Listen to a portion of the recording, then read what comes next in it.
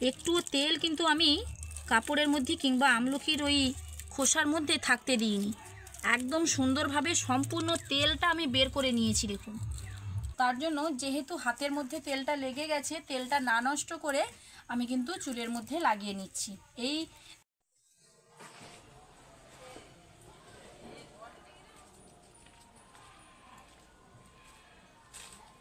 নমস্কার বন্ধুরা, আমি দেবযানী, আপনাদের চ্যানেল দেবযানী রান্নাঘর উইথ ভিলেজ ফুডে আপনাদের সবাইকেই স্বাগত জানাই। প্রত্যেক দিনের মতো আজকে কোনো রেসিপি শেয়ার করবো ভাবছেন? না, একদম নয়। আমরা রেসিপি রান্না করতে করতে বিভিন্ন সময় নিজেদের চুলের যত্ন নিতে পারি না, তো আজকে চুলের যত্ন কিভাবে ঘরোয়া পদ্ধতিতে নেওয়া যায় সেটাই আজ আমি আপনাদের সঙ্গে শেয়ার করব। আজকে বাড়িতে আমলকি দিয়ে আমলা তেল বানাবো, যেটার মধ্যে চুল হবে কালো, লম্বা, একদম চুলের গোড়া মজবুত হবে। সেই জন্য সেই তেল আজ বাড়িতে খুব সহজ পদ্ধতিই রেডি করব। দোকান থেকে আমরা আমলা তেল কিনে কিন্তু চুলের মধ্যে ব্যবহার করি, তো সেটা দোকানের তেলের মধ্যে এতটাই কেমিক্যাল থাকে, চুলে কার্যকরী হওয়ার থেকেও চুল উঠে যায়, চুলের গোড়াটা নরম হয়ে যায়, বিভিন্ন ধরনের সমস্যা হতে থাকে, মাথায় খুশকি হয়, বিভিন্ন রকম সমস্যা চুলের হয়ে থাকে।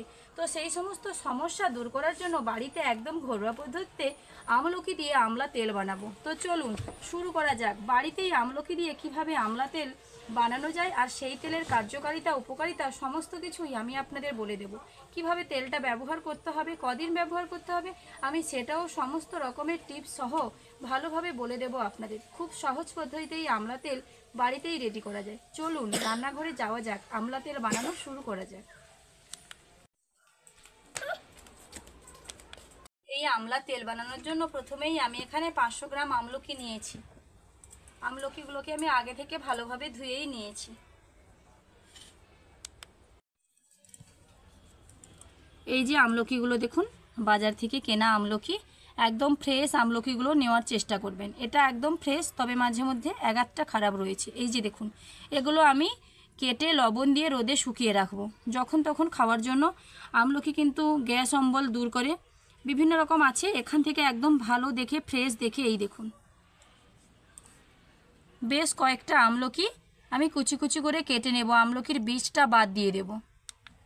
প্রথমেই আমি এখানে একটা আমলকি নিয়েছি, আমলকিটাকে কেটে নেব। একদম একটু সরু সরু করেই কাটবো, তাহলে মিক্সিতে সেটা পেস্ট হতে অনেক সুবিধা হবে। একদম কুচি কুচি করে নিচ্ছি দেখুন, যত ছোট করব ততই সুবিধা হবে। যেহেতু আমি জল না দিয়ে পেস্ট করব এই আমলকিগুলো, তার জন্য একদম ছোট ছোট করছি যতটা সম্ভব।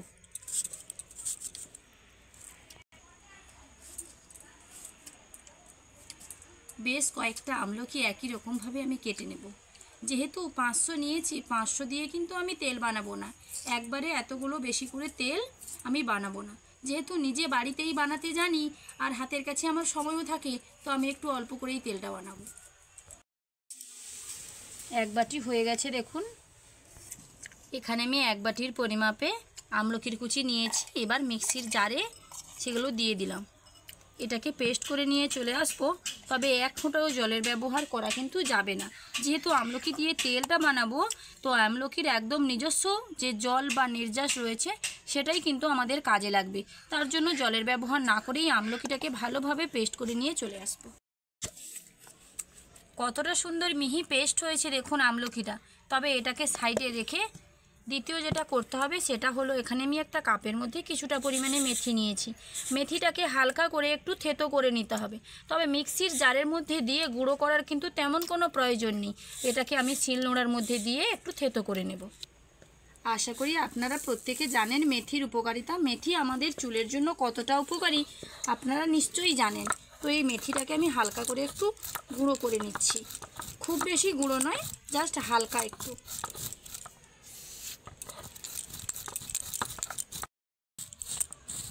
মেথিটা আমি কিভাবে গুঁড়ো করেছি আপনারা দেখে নিন। আমি এখানে শিলনোড়ার মধ্যে করছি, আপনাদের হাতের কাছে যদি হামাদিস্তা থেকে থাকে তাহলে অবশ্যই সেটা দিয়ে করে নেবেন। ঠিক এরকমভাবে মেথিটা আমি গুঁড়ো করে নিয়েছি। আমলকির যে পেস্ট সেটা আমি একটা মেজারমেন্ট কাপের মধ্যে নিয়ে নিয়েছি, সেই কাপের 1 কাপ পেস্ট হয়েছে। উনুন ধরিয়ে দিয়েছি, উনুনে কড়াই বসিয়ে দিয়েছি। এইবার আমলকির পেস্টটা দিয়ে দেব। আপনাদের প্রথম থেকেই আমি বলছি, উনুনের আঁচটা একটু হালকা রাখবেন। উনুনের আঁচটা হালকা রেখে কিন্তু এই তেলটা বানাতে হবে। খুব বেশি কড়া আঁচ দিলে পরে আমলকির যে পেস্ট দেওয়া হয়েছে সেটা পুড়ে যাবে। একই বাটির 1.5 বাটি থেকে 2 বাটি পরিমাণে নারকেল তেল দিতে হবে। এটা অবশ্যই মাপ করে দিতে হবে। আমি এখানে যতটা পরিমাণে আমলকির পেস্ট নিয়েছিলাম ঠিক ততটা পরিমাণ তেল প্রথমে দিয়ে দিব। আবারও 1 বাটি তেল আমি দিয়ে দিলাম। এখানে বাটির মাপ করেই কিন্তু এই যে বাটিটা ভুল বললাম, মেজারমেন্ট কাপের মাপ করে দিতে হবে। আর যে মেথি আমি গুঁড়ো করে রেখেছিলাম সেটা দিয়ে দেব। এইবার এটাকে ঘন ঘন নাড়তে থাকবো।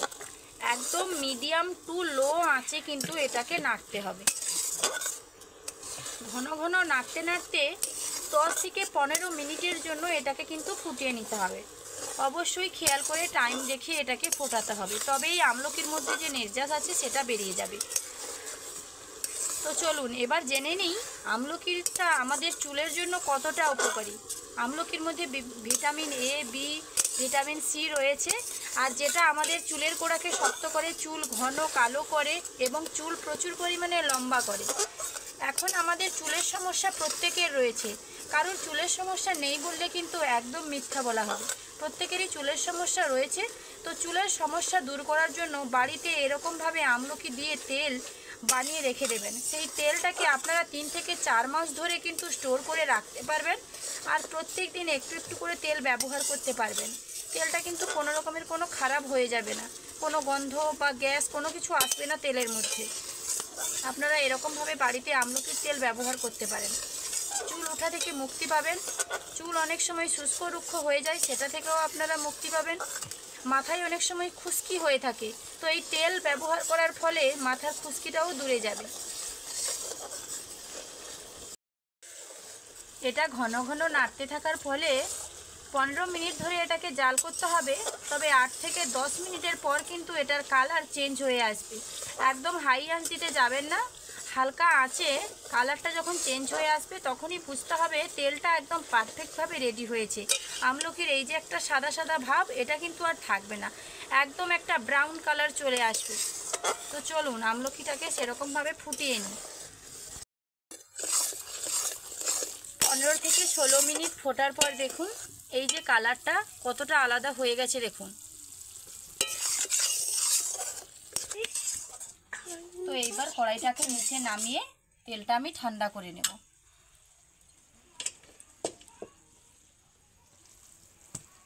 ঠান্ডা হয়ে যাওয়ার পর আপনাদেরকে দেখাবো। ঠান্ডা না হলে পর এটা ছেঁকা যাবে না। তেলটা না ছেঁকা গেলে আপনারা বুঝতে পারবেন না তেলটা কীরকম হয়েছে। আর এদিকে আমি একটা সুতির কাপড় নিয়েছি।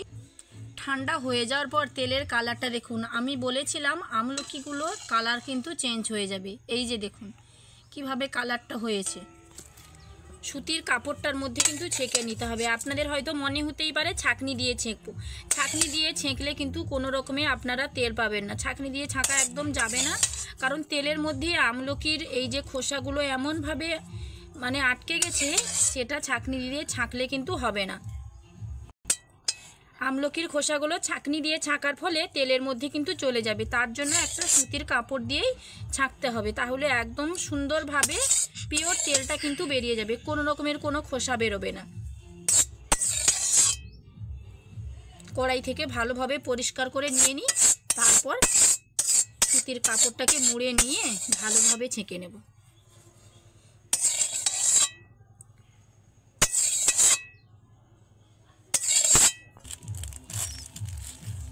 মনে হচ্ছে আমার বাটিটা একদম ছোট হয়ে গেছে।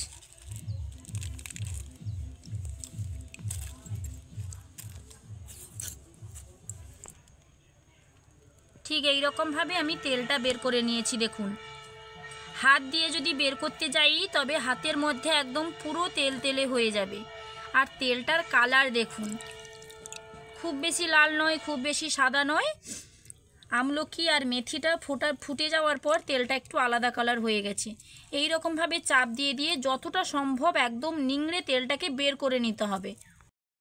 একদম লাস্ট পর্যন্ত কিন্তু তেলটা বের করানোর জন্য হাতটা লাগাতেই হলো। প্রথমে ভেবেছিলাম আমি হাতটা লাগাবো না, তবে অনেকটা সময় কিন্তু হাতটা লাগাইনি, তবে একদম নিংড়ে বের করানোর জন্য হাতের প্রয়োজন হলো। একটু তেল কিন্তু আমি কাপড়ের মধ্যে কিংবা আমলকির ওই খোসার মধ্যে থাকতে দিইনি, একদম সুন্দরভাবে সম্পূর্ণ তেলটা আমি বের করে নিয়েছি। দেখুন তো হাতের মধ্যে কিন্তু বেশ অনেকখানি তেল লেগে গেছে। এরকম আমলা তেল কি আর নষ্ট করা যায় বলুন তো? এই এই তেল মাখলে পর চুল থাকবে একদম সুস্থ। আমাদের অনেকেরই চুল অসুস্থ হয়ে গেছে, আজকাল সকলেরই চুল অসুস্থ হয়ে পড়েছে। তো এই তেলটা মাখার পরে চুলটা কিন্তু সুস্থ থাকবে। তার জন্য যেহেতু হাতের মধ্যে তেলটা লেগে গেছে, তেলটা না নষ্ট করে আমি কিন্তু চুলের মধ্যে লাগিয়ে নিচ্ছি। এই তেলটা মাখার পর যে কী সমস্ত গুণাবলী রয়েছে সেটাও আমি আপনাদের বলবো। চুল হবে ঘন, কালো, উজ্জ্বল এবং চুলের গোড়া খুবই শক্ত হবে। চুল ওঠাও বন্ধ হয়ে যাবে। মাত্র 7 দিন ব্যবহারের ফলে কিন্তু এই চুল ওঠা বন্ধ হবে। আপনাদের কারোর চুল যদি অল্প বয়সে পেকে যাচ্ছে, তবে এই আমলকির তেল যদি আপনারা ব্যবহার করেন না, চুল পাকা থেকেও মুক্তি পাবেন। চুল একদম কালো হয়ে থাকবে। তেলটা ছেঁকে নেওয়ার পর কতগুলো আমলকির খোসা আর কতটুকু হয়ে গেছে দেখুন, একদম দেখুন ঝরঝরে শুকনো হয়ে গেছে।